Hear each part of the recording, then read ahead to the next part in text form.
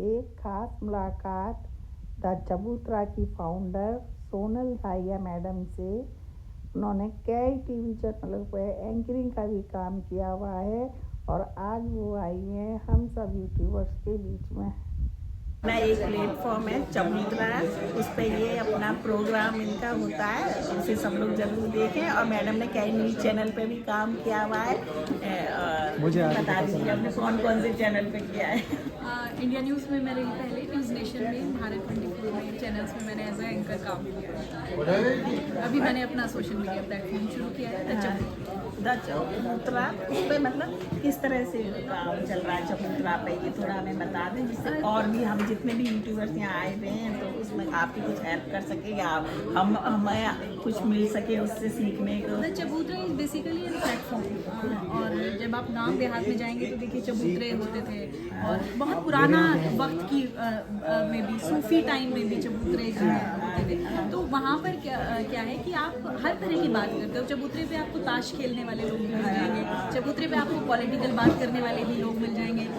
महिलाएं कम हैं चबूतरों पे, क्योंकि महिलाओं का क्या है कि पुरुष ही मैक्सिमम जो है वो चबूतरों पे होते हैं। बट हमारे चबूतरे पे हम महिलाओं के लिए भी कार्यक्रम लेके आए। जैसे चबूतरा is a platform open for all and for all matters.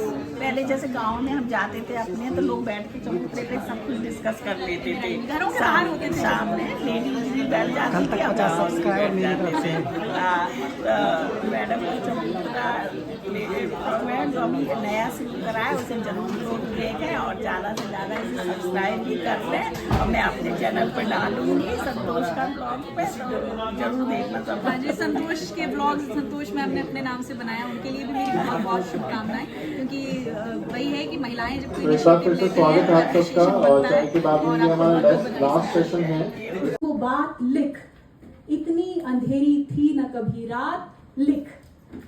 जिनसे कसीदे लिखे थे वो फेंक दे कलम, जिनसे कसीदे लिखे थे वो फेंक दे कलम, फिर खूने दिल से सच्चे कलम की सिफात लिख।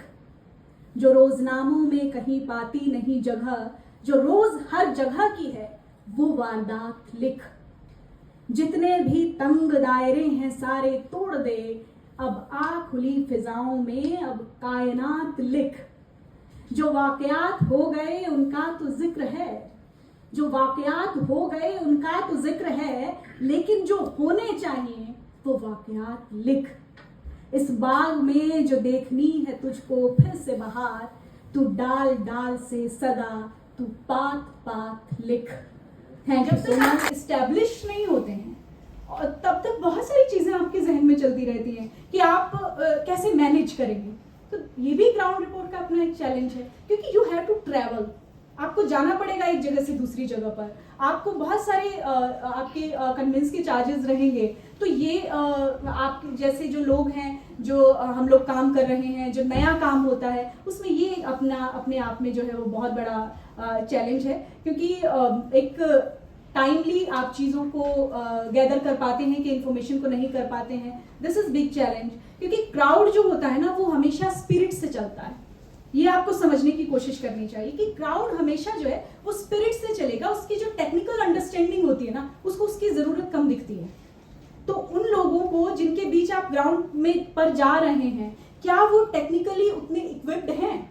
क्या वो कैमरा को, माइक को, उसकी पावर को क्या वो बेहतर समझ रहे हैं? दिस इज वेरी इंपॉर्टेंट कि वो जो टेक्निकल किसी भी चीज का एस्पेक्ट होता है वो एक लैक कर जाता है जब आप ग्राउंड पे जाते हैं। मोरल करेज नहीं होता है लोगों के पास सेंसिटिव इश्यूज को लेके, दे स्पीक लेस। मैंने देखा है कि लोग नहीं बोल पाते। किसी के बहुत आपकी जानी पहचानी कोई घटना होती है, लेकिन हर किसी को अपना कोई दर्द याद आ जाता है, अपनी कोई तकलीफ याद आ जाती है। They want to elaborate but they don't have words for that. So ये जो एक चीज़ है ये भी मैंने ग्राउंड पर फील की है। और बहुत सारे इसके साथ साथ जो ग्राउंड रिपोर्ट पर आपके फेलियर्स होते हैं, उसके भी कई सारे फैक्टर्स यही होते हैं कि आप जो अपने दिमाग में एक तस्वीर गढ़ के जाते हैं वो आपने जो अपनाई कि नहीं अपनाई, या आप उसको अपनाने में कितने सक्सेसफुल रहे। जो सेफोलॉजी है, जो इलेक्शन को के जो रिजल्ट्स को प्रेडिक्ट करने का एक जरिया है, उसको आप कितना समझते हैं? सेफोलॉजी को आप कितना उस टर्म को अंडरस्टैंड करते हैं जब आप ग्राउंड पे जाते हैं एंड पॉलिटिकल चीज़ों को कवर करते हैं? तो वो समझना आपको बहुत शुक्रिया मुझे सुनने के लिए देकर।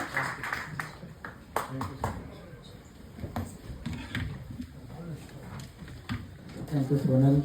हमें तो लगा कि वैसे कह रहे हैं, आपने तो आखिर में तैयारी के साथ पत्रकारिता और कविता दोनों को एक साथ लाकर बिल्कुल आप अपनी बात को क्रिएटिव तरीके से कहते हैं, तो बहुत असरदार होती है।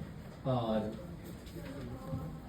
Thank you so much Sonal. और सोनल पिछली बार हमें एंकरिंग पे स्किल्स पे काफ़ी उन्होंने शानदार हमारी क्लास करी थी, और आज ग्राउंड रिपोर्टिंग पे उन्होंने अपने अनुभव साझा किए, अपनी नॉलेज हमारे साथ शेयर की। मुझे लगता है कि इतने सालों तक भारत में जातिवाद, ब्राह्मणवाद इसलिए कामयाब हुआ क्योंकि उस समय नॉलेज पर कंट्रोल था।